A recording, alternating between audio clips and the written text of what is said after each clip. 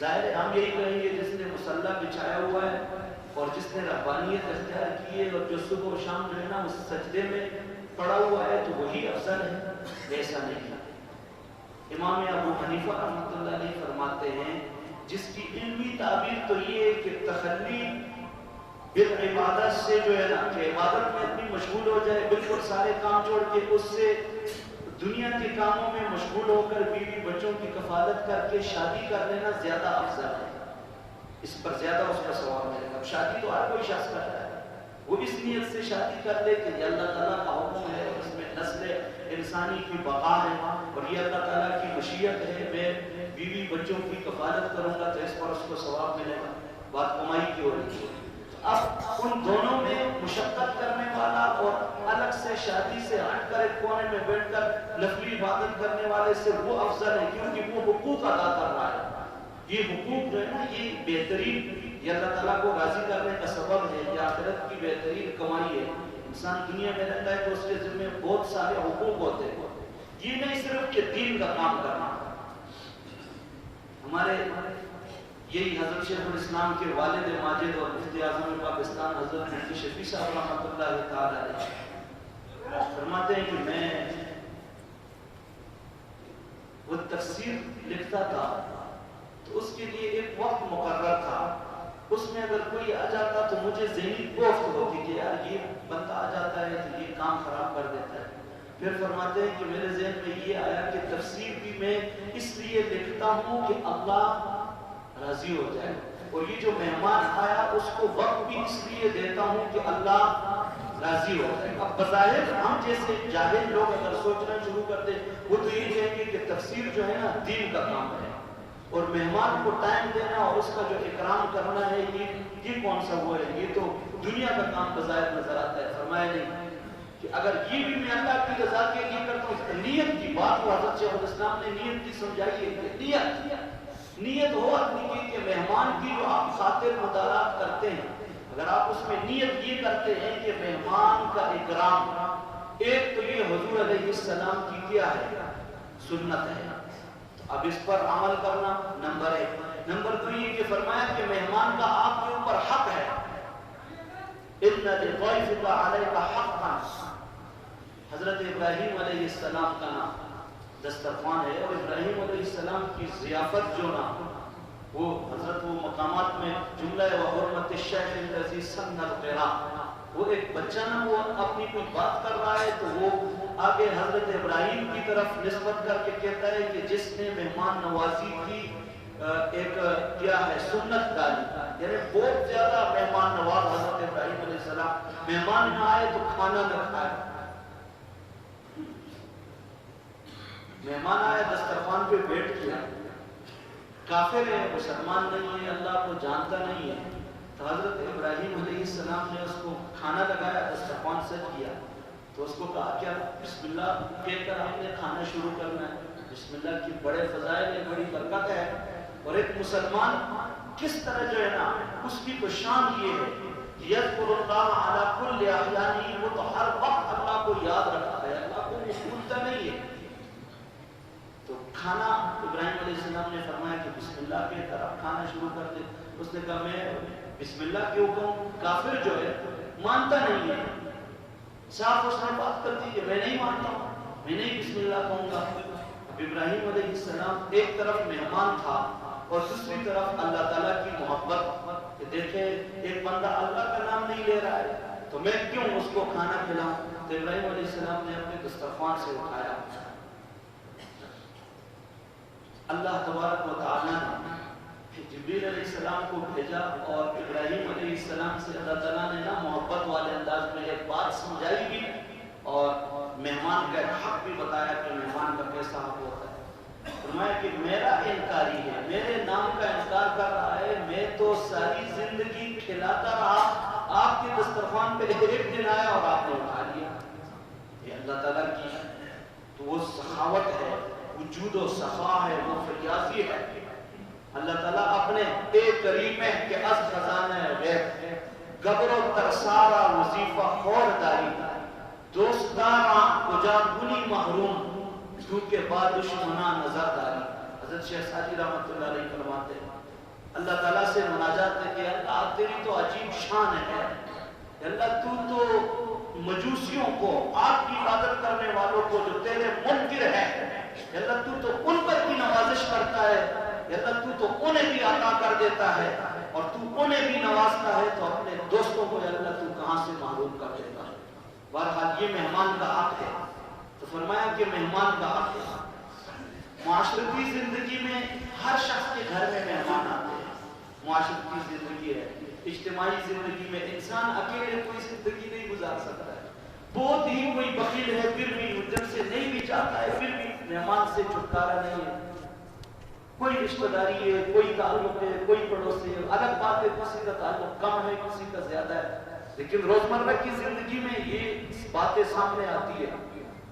مہمان کا اکرام ہے، مہمان کا اکرام ہر کوئی شخص کرتا ہے، چاہتے ہوئے یا نہ چاہتے ہوئے، خاطر مدارات ضرور کرتا ہے، چاہتے ہوئے جو کرتا ہے وہ اللہ کو راضی کرتا ہے، اور نہ چاہتے ہوئے اس کو سمجھے کہ خسرت دنیا والآخرہ، نہ چاہتے ہوئے جو مہمان کا اکرام کرے گا تو ضرور، لیکن نقصان تو ہوگا، کیونکہ ظاہر ہے مہمان کو ایک کپ چائے آپ پلاتے ہیں تو ظاہر ہے وہ دنیا کے اعتبار سے نقصان تو ہے، لیکن اگر اچھے ڈھنگ سے آدمی کر لیتا ہے تو اللہ کے خزانوں میں وہ جمع ہوتا ہے اور یہ آخرت کی کمائی بن جاتی ہے۔ تو حضرت نے سمجھایا کہ وہی مہمان کا احترام تو ہر کوئی کرتا ہے، اس کی خدمت کرتا ہے، اس کو کھانا کھلانا ہے، پانی پیش کرتا ہے، اس کو اچھی جگہ میں بٹھانا، اس کو کسی بھی مہمان سے اچھے طریقے سے پیش آنا، کچھ آپ کھلا پلا نہ سکے تو مہمان کو کم از کم وقت دینا پڑتا ہے، یہ عادت بھی کرتا ہے، لیکن اگر اس میں نیت، حضرت نے نا نیت کی بات سمجھائی، ایک شخص اس میں یہ نیت کر لیتا ہے کہ یار یہ میں اس لیے مہمان کا اکرام کرتا ہوں کہ یہ حضور علیہ السلام کی سنت ہے، اور حضور علیہ السلام نے فرمایا من احیا سنتی عند فساد امتی فلہ اجر مئات شہید، جس نے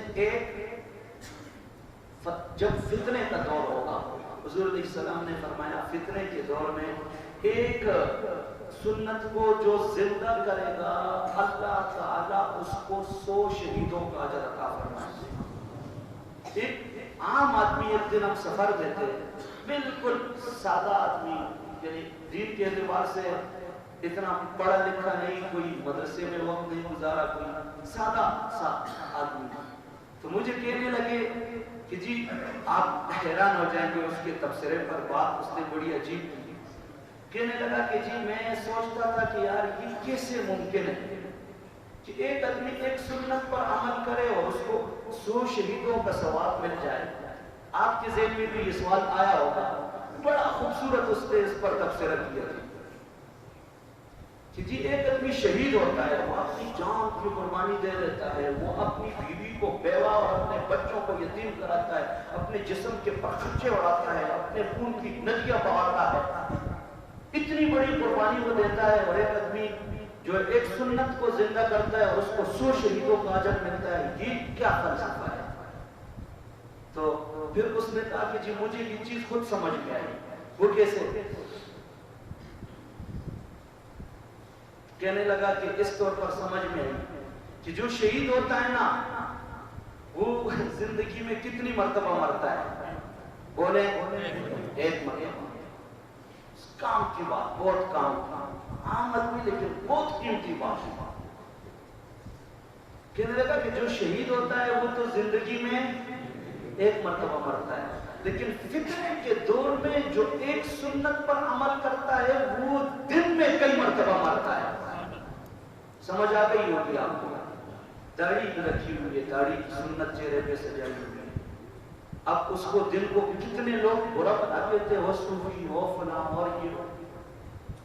وہ ایک بندہ نا سائیکل چلا رہا تھا، تو سائیکل چلاتے ہوئے آگے اس کو وہ بریک نہیں لگی، آگے کسی بندے کو وہ لگی ہے، تو وہ اس بندے کی داڑھی تھی، تو جس کو لگی ہے اس نے آگے سے کہا کہ بھئی اتنی بڑی داڑھی رکھی ہوئی ہے اور بریک نہیں لگائی، تو اس نے آگے سے بڑا خوبصورت جواب دیا، اس نے کہا بھائی یہ داڑھی ہے، بریک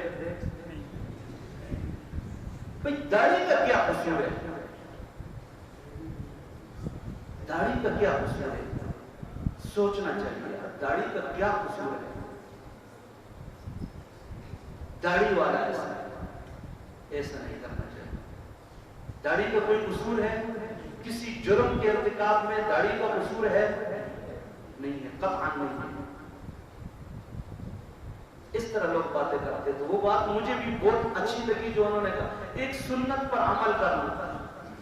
आप ना एक शादी, ये शादी की बात मैं अक्सर इसलिए करता हूं कि हमारे मुआशरे में ये बहुत मुश्किल काम है। जब हम कोई किसी अपने दीनदार साथी से बात करते हैं कि यार आप अपनी शादी को 100% सुन्नत के मुताबिक कर ले, तो आगे से वो इतना परेशान होकर जवाब देता है कि हजरत आप क्या कहते हैं, ये लोगों के लिए ऐसे है जैसे कि आसमान टूट जाए। एक शादी कोई बंदा कर लेता है सुन्नत के मुताबिक, वो देखे फिर उसको एक सुन्नत है ना, 100 शहीदों का सवाब कैसे मिलता है उसको पता चले, वो खुद भी मजबूर होकर कहेगा कि यार इससे तो बेहतर ये था कि कश्मीर में जाके शहीद होता, तो इधर तो मुझे इस सुन्नत पर अमल करने के नतीजे में और उसके बदले में रोजाना कई मर्तबा लोगों के ताने सुनकर मरना पड़ता है, जीना पड़ता है।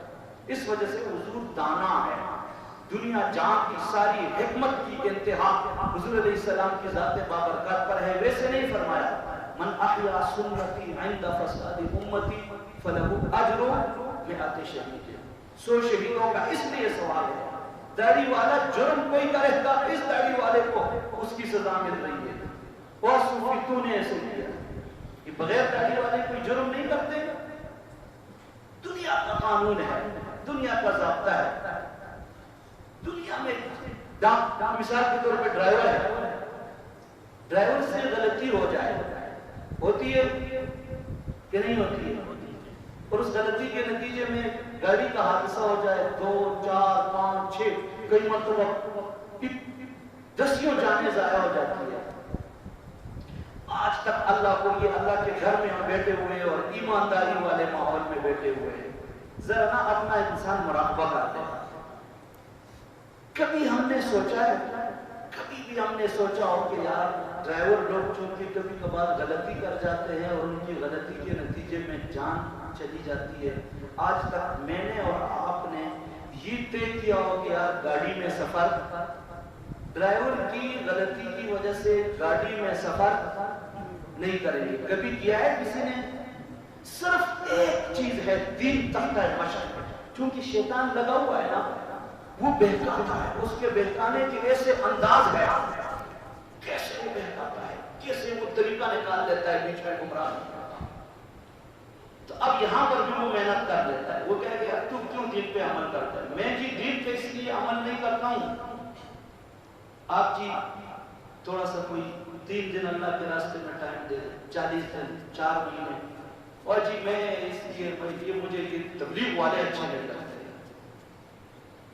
भैया एक तबलीग वाले से अगर कोई गलती होती है तो आप ऐसे तबलीग वाला बन जाए कि आप कोशिश करें कि आप गलती नहीं करेंगे। और एक बात आगे ना, अल्लाह के सामने जब हमें पेश कर दिया जाएगा, ये भी कभी अपना मुहासबा करें, अल्लाह मैंने नमाज इसलिए नहीं पढ़ी थी, मैंने दाढ़ी इसलिए नहीं रखी थी, मैंने बुर्का इसलिए नहीं पहना था, और मैंने सुन्नत के मुताबिक शादी इसलिए नहीं की थी, और मैंने जिंदगी अपनी जो है ना वो दीन के मुताबिक इसलिए नहीं बनाई थी कि जो दीन के साथ जुड़े हुए लोग थे वो अच्छे काम नहीं करते थे। सच बताएं, अपना मुहासबा करें, अल्लाह के सामने जो ये हुज्जत करेगा कबूल की जाएगी ये बात, जी खुदा क्या बनाया हुआ है, क्या लगे हुए। बात मेहमान के इकराम की चल रही थी। हज़रत ने समझाया कि मेहमान का इकराम एक आदमी इस नियत से कर रहा है कि ये हुजूर अलैहिस्सलाम की किया है सुन्नत है, और ये मेरा हक है। मुसलमान पर अल्लाह ने कुछ हुकूक रखे हैं, उन हुकूक में एक इस्लाम जो है ना ये माशरती जिंदगी सिखाता है। इस्लाम में ये नहीं है कोई रहमानियत जिसको कहते हैं, एक आदमी अल्लाह अल्लाह करे कोने में बैठा हुआ है और किसी गार में जाकर बैठ गया है, ये इस्लाम नहीं सिखाता है। इस्लाम आपको माशरती जिंदगी, इज्तिमाई जिंदगी सिखाता है, समझाता है कि आपने कैसे ये जिंदगी गुजारनी है। पड़ोसी के हुकूक, जानवर के हुकूक, माँ बाप के हुकूक, औलाद के हुकूक, अपने रिश्तेदारों के हुकूक, تعلق داروں کے حقوق طریقہ سے کھاتا ہے اسلام. یہ حلقے میں بیٹھے ہوئے مسجد میں ایک آدمی باہر سے آتا ہے تو اس کو مجلس میں آنے کا طریقہ سکھاتا ہے, آداب سکھاتا ہے کہ اس طریقے سے آنا ہے. کہ اسلام ایسا نہیں ہے کہ اسلام چند اصولوں کا نام ہے اور بس کام ختم ہو گیا. تو مہمان کا اکرام بھی ہو گیا, صرف نیت کرنا ہے, کام ویسے کرنا ہے, لیکن تھوڑی سی بیدار مغزی کر دی, اضافی کوئی محنت نہیں ہے.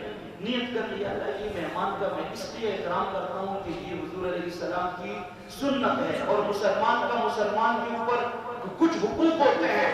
ان حقوق میں سے یہ ہے کہ مہمان کا اکرام. حضور علیہ السلام نے فرمایا من کان یؤمن باللہ والیوم الآخر فلیکرم ضیفہ. وہ اپنے مہمان کا کیا کر لے, اکرام کرے. جو اللہ پر اور روز آخرت پر ایمان رکھتا ہو تو وہ اپنے مہمان کا کیا کرے. کرنا تو ویسے بھی ہے, کرتے ہیں تکلف والے انداز میں کرتے ہیں, لیکن اگر نیت کر لی تو دنیا بھی بہتر ہو گئی اور آخرت بھی بہتر ہو گئی. یہ نیت کی. پھر فرمایا ایک آدمی دکان میں بیٹھا ہوا ہے, کپڑے کا کاروبار ہے اس کا, تو وہ یہ نیت کر لے کہ بھئی شرعی لباس, شرعی لباس جانتے ہیں نا, لباس شرعی لباس. لباس کا مطلب یہ ہے, لباس میں دو چیزیں ضروری ہے. دو, ایک یہ کہ کپڑا ایسا ہو کہ اس کے اندر جسم کا کلر نظر نہ آئے, اتنا باریک نہ ہو کہ اس میں نظر آ جائے ایک, اور دوسرا وہ اتنا چست نہ ہو کہ انسانی جسم کی ساخت نظر آ جائے. یہ دو باتیں اس میں ہیں. تو یہ کیا ہے, لباس ہے, اور یہ کیا ہے, یہ زینت ہے, یہ خوبصورتی ہے. اور جو اس سے ہٹ کر ہے وہ ڈنگر بنا ہے, وہ حیوانیت ہے, وہ جانوروں سے بدترین زندگی ہے. وزیر اعظم صاحب نے ایک بات کی ہے کہ بے حیائی میں, فحاشی میں ملتے نے بھی یہ بات کی تھی. یہ اس چیز کا بھی دعویٰ ہے کہ عورتیں آدھا لباس پہنتی ہے, بے حیا لباس پہنتی ہے. اوہ, لوگوں نے آسمان سر پہ اٹھایا. وہ مولوی بیچارے تو بات کرتے رہتے ہیں نا. امیر شریعت حضرت سید عطا اللہ شاہ بخاری رحمۃ اللہ علیہ فرمایا کرتے تھے کہ نہ اقبال کو, علامہ اقبال رحمۃ اللہ علیہ کے بارے میں, کہ اقبال کو نہ تو انگریز نے سمجھا نہ مسلمان نے سمجھا. مسلمان سمجھتا تو اقبال کی پیروی کرتا اور وہ اتنا خوار اور ذلیل نہ ہوتا. وہ تو ستاروں پر کمل ڈالنے کی اور پڑاؤ ڈالنے کی باتیں کرتے تھے, اور کائنات کی تصویر کی ایسی بات کرتے ہیں کہ مسلمان کی تو یہ شان ہے. یہ اقبال کا نظریہ ہے. اور فرمایا کہ انگریز بھی نہیں سمجھا. سمجھتا نا, انگریز سمجھتا تو اقبال اپنی موت نہ مرتا. تو بیچارے نے بات کی اور اچھی بات کی. میں جو دیکھے نا, اختلاف بڑا اختلاف کرتے ہیں. جس بندے سے میرا اختلاف ہے تو کوئی اچھی بات بھی کرے اس کو اچھا نہیں کہنا ہے, اس کو کہتے ہیں منافقت.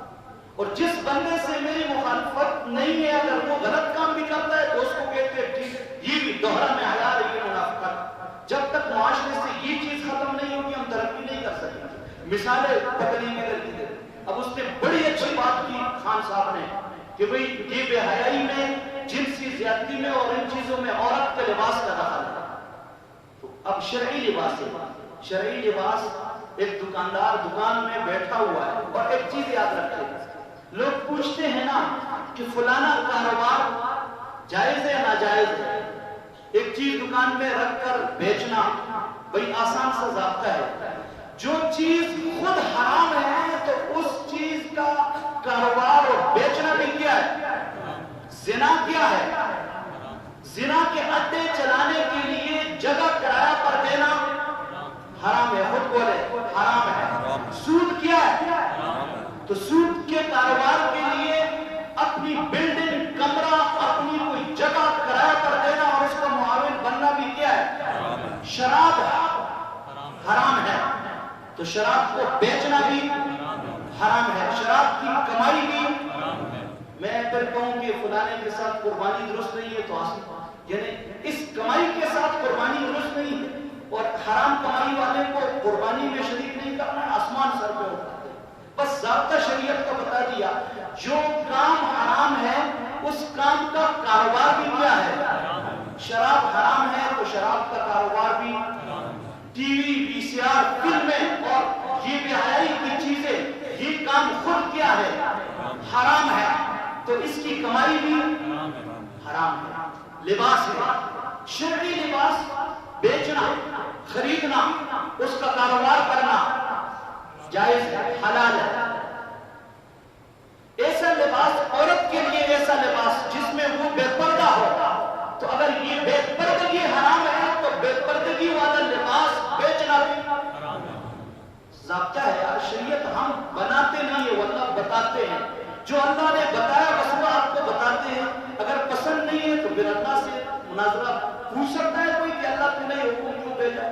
بہرحال لباس کی بات چل رہی تھی، نیت سمجھا رہے تھے حضرت شیخ الاسلام دامت برکاتہ علیہ کہ نیت اچھی رکھنی چاہیے۔ آپ کاروبار کر رہے ہیں، کپڑے کا کاروبار ہے، فرمایا کہ وہ یہ نیت کر لے کہ یار میں نے کپڑا اس لیے رکھا ہے کہ لوگوں کو شرعی لباس میسر ہو جائے، اپنی کمائی بھی ہو رہی ہے اور ساتھ اس نیت کی وجہ سے اس کو شرعی لباس عام کرنے کا ثواب بھی مل رہا ہے۔ اچھا یہ تو ایک بات ہے، تو جو لوگ حرام بے حیائی کو فروغ دینے والا لباس بیچ رہے ہیں، اگر یہ اس پر ثواب ہے تو پھر بے حیائی کا لباس بیچنا اس پر کیا ہے؟